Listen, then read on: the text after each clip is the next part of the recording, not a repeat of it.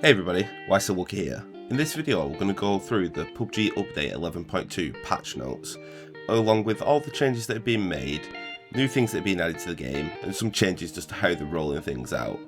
A couple of quick notes at first. Although most of the changes will be exactly the same between console and PC, there will be some unique changes.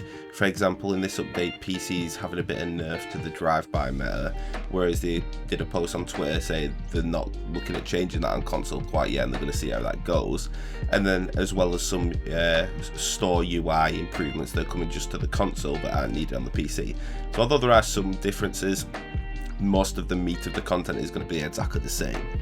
So let's jump right in.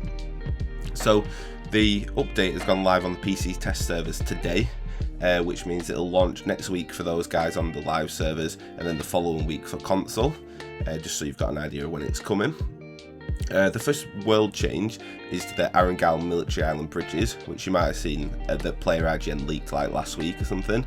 And it's going to add a couple of new dynamics to it. So you've got the undercarriageways, they've widened the bridges, there's far more cover on the bridges, so it's just going to change the dynamics slightly, and I'm looking forward to seeing how they play out.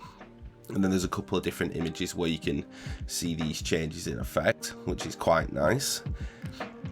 Especially the widening of it, because it's meant for so much more cover.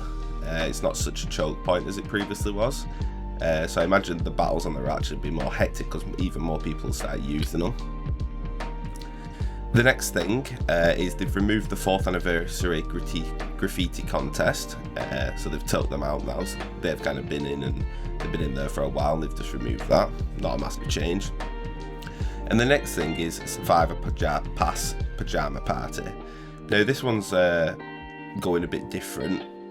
For example, the pass kicks off in a new way of releasing passes, which are no longer linked in time and theme to the season. This gives us more options for content, duration, and even how many passes we choose to release per year. The passes will still follow similar mechanics and missions and rewards, so pick yours up and start locking today.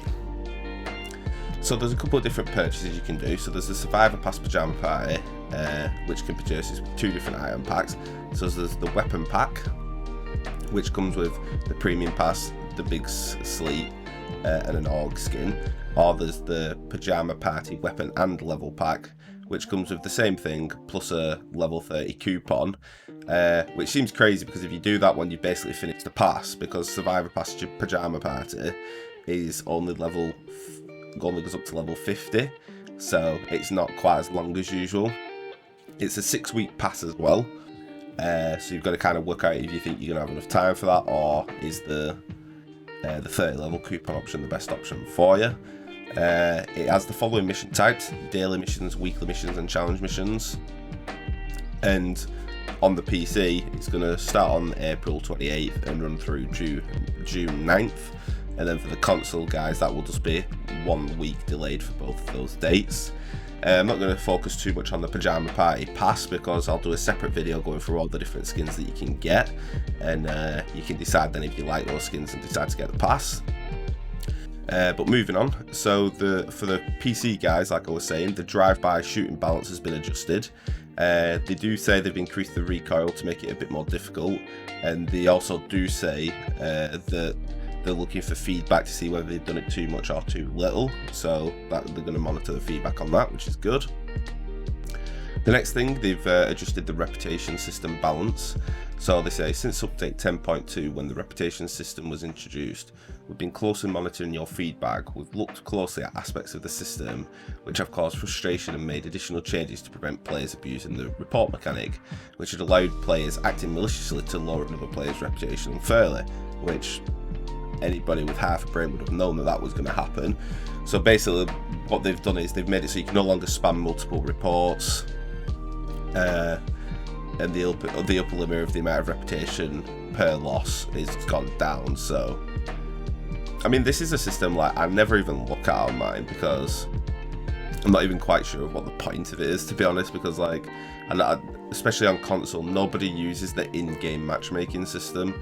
You're playing with friends, you're just doing randoms, or on Xbox, for example, we have a looking for game feature that's built into Xbox Live, so you'd use that.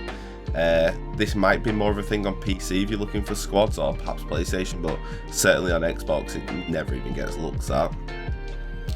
The next change is that they've changed the SLR muzzle. So this is just purely a visual change, and it's a change of the flash hider model. So it's the before is on the left, and they've made it much more beefy, and it looks quite cool actually on the right. It does make it look like it elongates the muzzle, so I'm wondering when shooting out of windows whether you'll have to step a bit further back because so your gun doesn't point up in the air, but we'll have to see. They've also improved the match history and match report improvements. So they've improved the UI to make it clearer and a bit more good. I especially like the placement trend graph. That's pretty good. They've replaced average kills with KD as well, which is pretty good.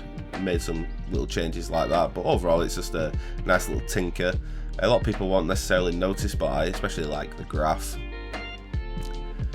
And then they've added a load of skins as well, so they're making an end of sales announcement, and the following items will be removed from the shop after maintenance.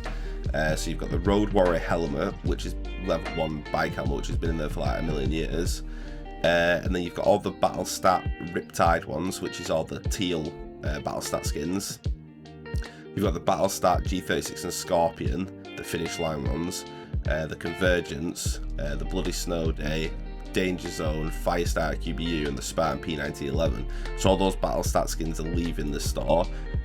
Whether they make way for new ones that are coming in the future, or I mean, they've all been in there a good long time now. So you know, grab them while you still can, especially those teal ones that you spend BP to get, because it's one of the few things to spend your BP on right now.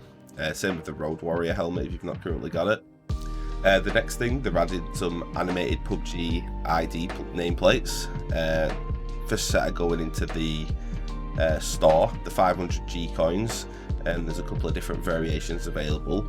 And as of, I think it was last season or maybe this season, for one of the ranked rewards for getting to, I think it's Diamond, you actually get an animated one as well. So there's your free ways of earning these, which is pretty good. And then they've got loads of other costume packs going into the store as well. So you've got the Sheep Over pack, which is 1050 G coin. There's the Labor Day set, which adds loads of kind of a few different ones. You've got the Streetwear bundle, the Coffee King bundle, the Sporty bundle. You've got the new Workers gloves in 3 different colours. You've got the Greatest Show on Erangel Circus set, which is kind of like the Greatest Showman movie that Hugh Jackman was in. And then you've got the Explorer rugged looks, where you can get a BDRM like camo skin, as well as some pretty cool outfits there as well. All those I'll not go into too much detail with, because you'll see those in the store once they're added in. But that's it. So just to recap, the main features: bridges being added, which is pretty cool. We're getting another Survivor Pass at last, but it's only 6 weeks long and 50 levels, so you got to work out if you've got time to finish that. And that's it.